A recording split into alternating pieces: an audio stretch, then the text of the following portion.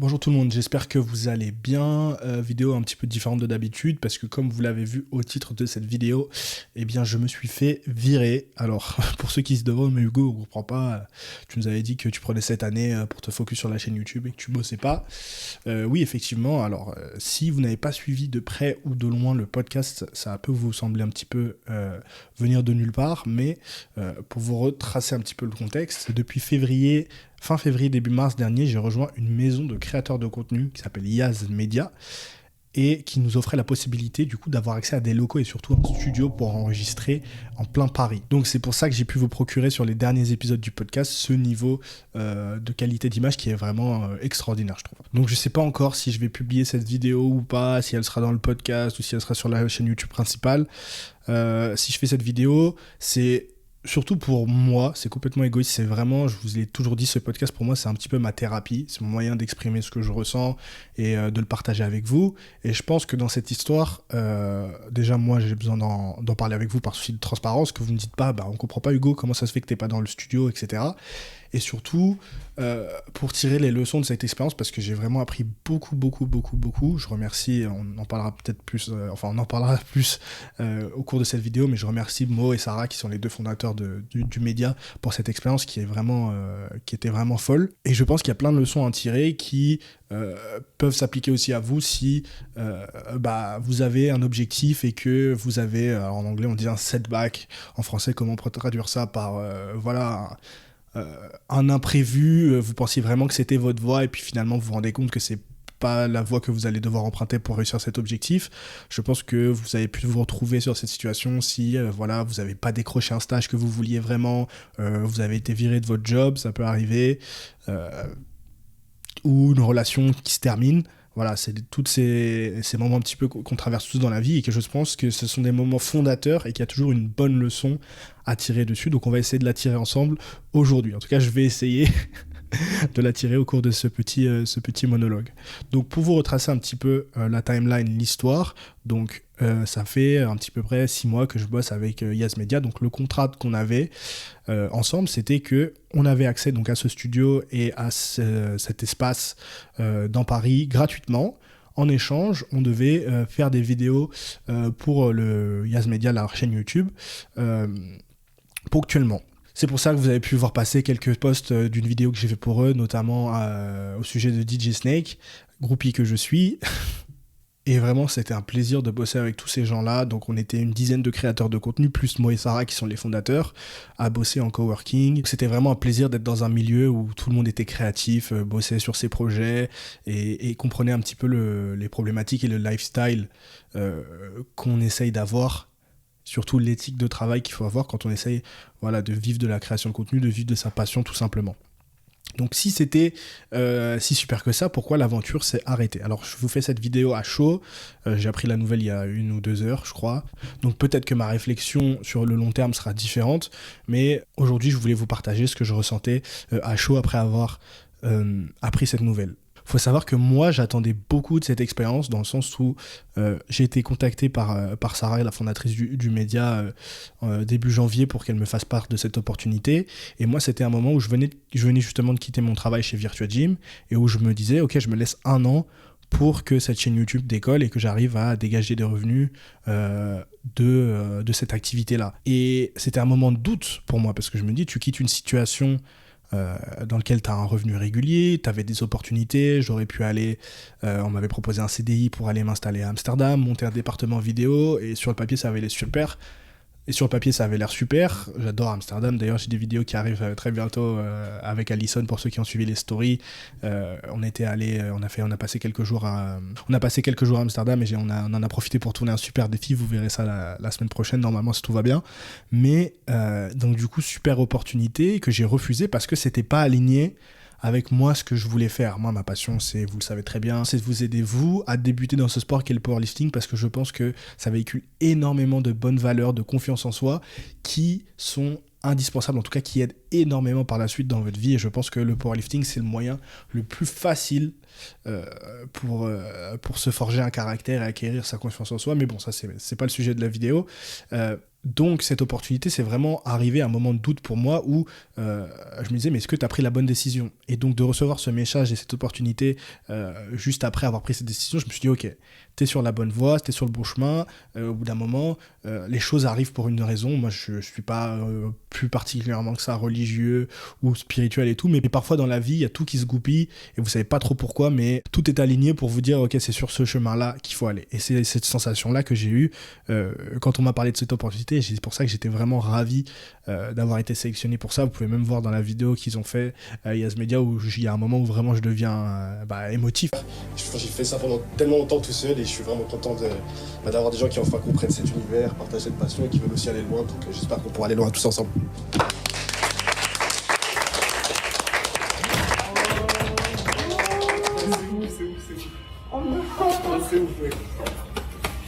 Pour moi, c'était vraiment l'accomplissement de tout ce travail que j'avais fait seul et c'était vraiment le moment où j'allais enfin pouvoir être entouré de cette communauté de créateurs que j'avais pas vraiment toujours recherché, mais en tout cas qui m'avait manqué, je pense, pour passer un palier dans ma création, dans mes projets.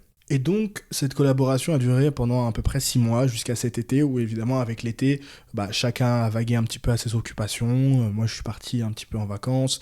Et j'ai appris la nouvelle aujourd'hui, du coup, que je quittais l'aventure Yas Media pour la raison pour laquelle je n'étais pas assez présent.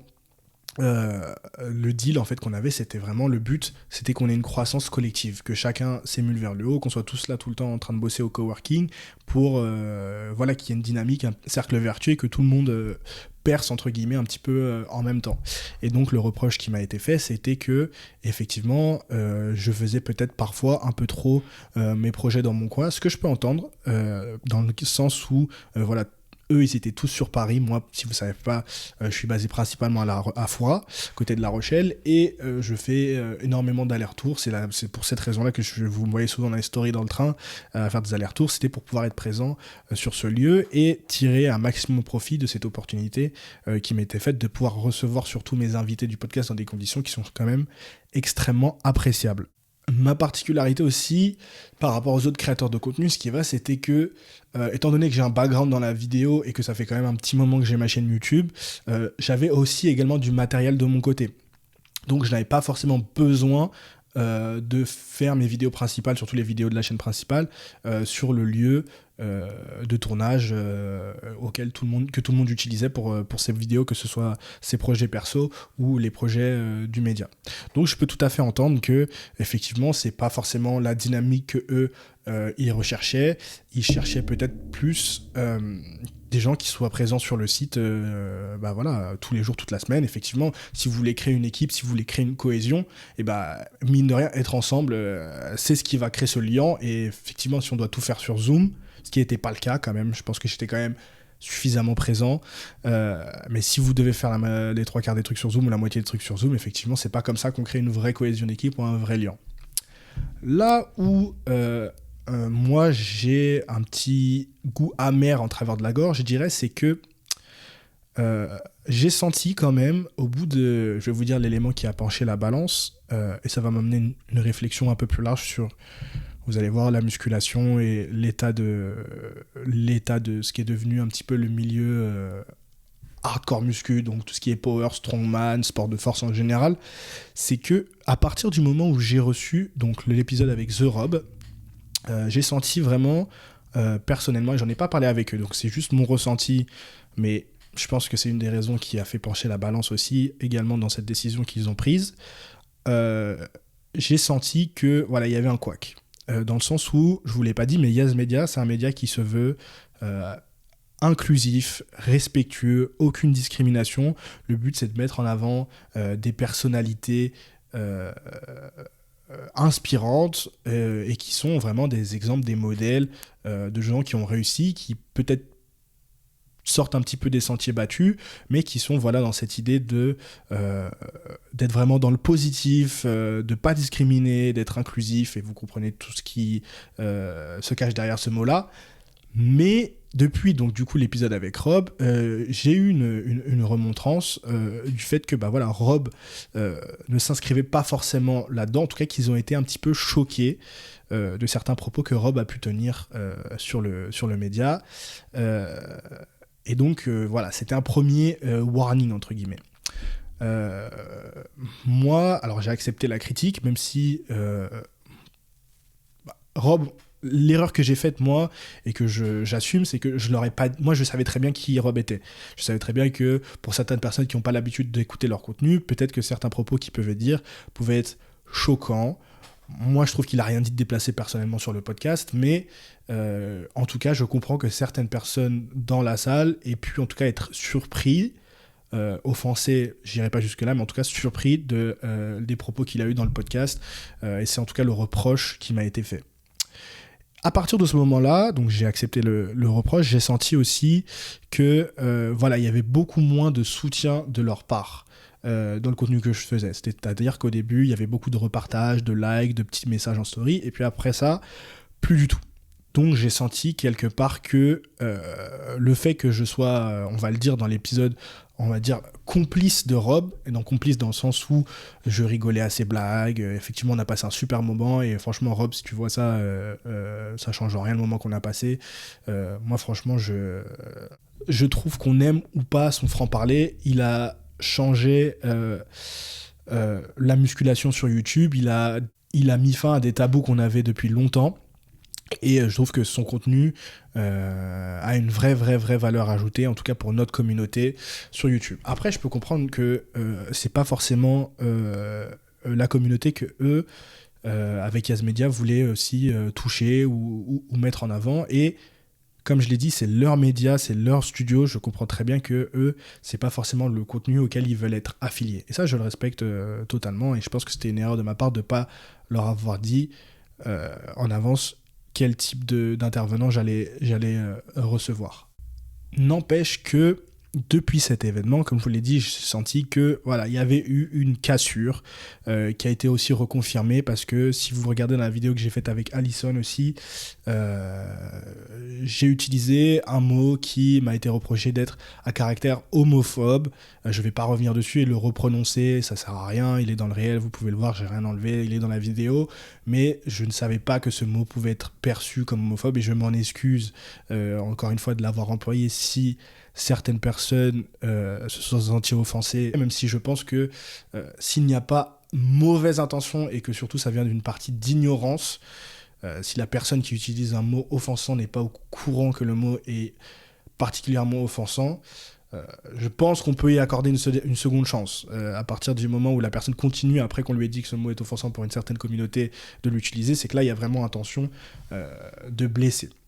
Enfin bon, je pense que l'épisode avec Rob plus ce mot-là, je pense que ça a été des red flags pour eux qui ont montré que peut-être le contenu que je faisais n'était pas aligné avec les valeurs que eux ils voulaient défendre, et que ça, je dis pas que c'est la raison principale, mais et encore une fois c'est mon interprétation, on n'en a pas parlé, mais c'est ce que moi j'ai ressenti, ça les a aiguillés dans le sens où voilà, en fait le fait que je sois pas forcément aussi présent que les autres sur le site, plus ça a fait que bah ouais, peut-être que finalement il faut se séparer de Hugo. Je pense que c'est ce qui a fait pencher la balance dans cette direction-là. Donc ça c'est pour l'histoire, mais ça à la limite on s'en fout. Le plus important c'est qu'est-ce qu'on retient de cet événement et comment réagir quand vous avez des événements comme ça qui vous arrivent. La première chose moi que je retiens de cette expérience, c'est j'ai vraiment appris énormément. J'ai vraiment appris énormément dans le sens où c'était comme un stage mais multiplié par 10. Pour ceux qui ne connaissent pas le métier parce que pour moi c'est même pas un métier, c'est plusieurs métiers en même temps, vous avez plusieurs casquettes de youtubeurs. Il y a tellement de choses à savoir. La production, l'écriture, comment être à l'aise en caméra, les business models qui tournent derrière, qu'est-ce qui fait qu'une vidéo marche bien, qu'est-ce qui fait qu'elle retient l'attention, qu'est-ce qui fait que les gens cliquent, comment on peut monétiser ça après, comment créer son site internet, créer une communauté, tout ça, c'est des trucs que, individuellement, ça pourrait être un job. Ça pourrait être le job de community manager, ça pourrait être le job de graphic designer, ça pourrait être le job de monteur, ça pourrait être le job de scripteur.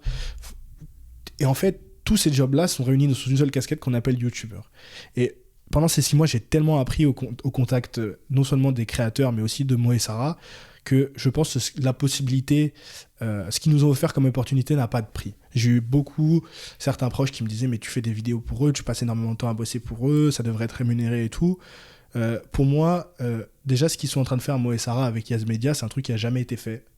Et j'ai vraiment énormément de respect pour ce qu'ils sont en train de tenter de faire, parce que je pense que je pense pas, je le sais, parce que j'ai été là tous les jours, que c'est extrêmement difficile, que eux aussi, ils font une croix sur des revenus qui pourraient se faire en faisant autre chose, et qui pensent, et qui croient, ils ont une vision, et ils veulent la réaliser, et ils mettent tout en œuvre pour ça, et ça, étant quelqu'un qui est ça aussi, je respecte, mais à 1000% les gens qui font ça. Et je pense juste que, au final, certains points de vue qu'on a sur certaines divergences ou certaines valeurs qu'on défend en priorité ne sont pas alignées, ce qui fait que ça allait couac au bout d'un moment. Et encore une fois, c'est une expérience qui est nouvelle, c'est j'allais dire un business model, c'est pas vraiment un business model, mais en tout cas un système de collaboration qui est nouveau, et c'est sûr qu'il allait avoir des couacs. Donc j'en tiens pas du tout rigueur à ce niveau-là. Donc voilà, la première chose à retenir, c'est que j'ai énormément appris sur le plan personnel, et c'est aussi quelque chose qui m'a inspiré, dans le sens où c'est quelque chose que à l'avenir j'aimerais vraiment reproduire, mais avec des gens qui sont dans le fitness. Vraiment, à chaque fois que je me disais qu'on était là, on était vraiment entre créateurs de contenu, gens qui étaient inspirés, je me suis dit mais putain, ce serait tellement, et je l'ai dit à chaque fois à ceux que je recevais en invité, je me dis mais ce serait tellement incroyable si on avait ça pour tous les mecs de la muscu, tous les mecs qui font du contenu. Imaginez une maison où vous auriez, alors je dis n'importe quoi, mais Thibaut InShape, Nassim, je sais pas, tous les plus gros youtubeurs muscu que vous pouvez imaginer, ensemble à créer du contenu, faire des podcasts ensemble, collaborer sur des vidéos, pour moi, ce serait génial. Pour moi, c'est ça l'intérêt, et on en parlait aussi avec Rob pendant le podcast, de faire tout ça, c'est de partager. Je veux dire, la muscu, c'est vraiment une communauté, et là, je parle pas du sport, je parle vraiment de la muscu en général, où, en fait, toutes les connaissances se transmettent par le partage. Oui, maintenant, depuis quelques années, c'est à fond evidence-based, etc. et tout, mais comment ça commence la muscu en général? Vous arrivez en salle, vous voyez un mec plus gros que vous, et vous lui dites, ok, putain, comment t'as fait pour arriver à ce niveau-là? Et pour moi, c'est ça qui anime et qui fait grandir notre communauté, c'est cette idée de transmission, quoi. Donc c'est vraiment quelque chose que j'aimerais bien, alors je vous dis ça, c'est vision de long terme, hein, mais répliquer pour notre communauté à nous. Donc vraiment ça, cette expérience, ça m'a inspiré d'un point inimaginable. La deuxième chose que je retiens aussi, c'est l'expérience humaine, dans le sens où tous les créateurs que j'ai rencontrés sont vraiment des super personnes. Ça a été vraiment un plaisir de collaborer aussi, parce que mine de rien, quand on fait des vidéos un petit peu tout seul dans son gym ou dans sa chambre, on est très vite la tête dans le guidon, on fait les choses un petit peu par automatisme, il faut que ça aille vite, on passe à autre chose. Et là, le fait de pouvoir prendre un petit peu de recul, de collaborer avec des gens, d'avoir des gens qui vous donnent leur avis sur sur votre vidéo, la miniature, voilà, t'aurais peut-être pu faire ça comme ça, voilà comment tu peux améliorer les choses. Ça aussi, c'était vraiment une super expérience et ça n'a pas de prix. Et vraiment, les gens que j'ai rencontrés dans cette expérience sont vraiment des cracks, je sais qu'ils vont aller loin aussi, s'ils vont sûrement regarder cette vidéo, et ils le savent, on s'est déjà tout dit, et puis ça m'a permis de connecter avec d'autres créateurs, ce qui en soi est plutôt rare quand vous n'êtes pas vous-même un gros créateur et qu'il y a plein de gens qui vous demandent de faire des collabs, quoi. Donc ça, c'était vraiment, vraiment, vraiment top. Je voudrais revenir aussi sur le fait, quand j'ai dit que on avait peut-être des valeurs qui étaient en tout cas des divergences d'opinion, ou des valeurs qui étaient différentes, de choses qu'on souhaitait mettre en avant.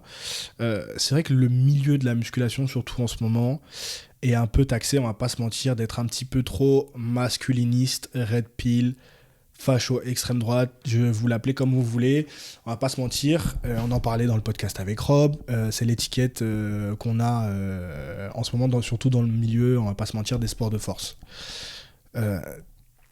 La raison pour laquelle je pense que Rob est extrêmement important, et c'est aussi la raison pour laquelle j'ai souhaité recevoir Baptiste Marchais, discuter de ça avec Rob, et que je pense que Rob aussi a souhaité recevoir Papacito et gens comme ça, c'est que qu'on le veuille ou non, qu'on soit d'accord avec leurs idées ou non, ces gens-là ont une communauté qui grandit à une vitesse exponentielle sur YouTube, et ils ont beaucoup de gens qui les écoutent et qui s'identifient à eux. Quand je dis s'identifient à eux, c'est-à-dire que je pense que, surtout chez les jeunes, d'autant plus surtout chez les jeunes hommes. Quand on se construit en tant qu'homme, on a besoin de figures auxquelles s'identifier. Alors ça peut être votre père, mais ça peut être aussi, mine de rien, des gens de votre âge que vous connaissez, ou maintenant, énormément, je pense, des youtubeurs. Et malheureusement, quand on est à fond, malheureusement ou heureusement, ça dépend dans quel côté vous placez, mais quand on est à fond dans les valeurs, on va dire des valeurs fortes de dépassement de soi, de discipline, d'être un petit peu hardcore sur les choses,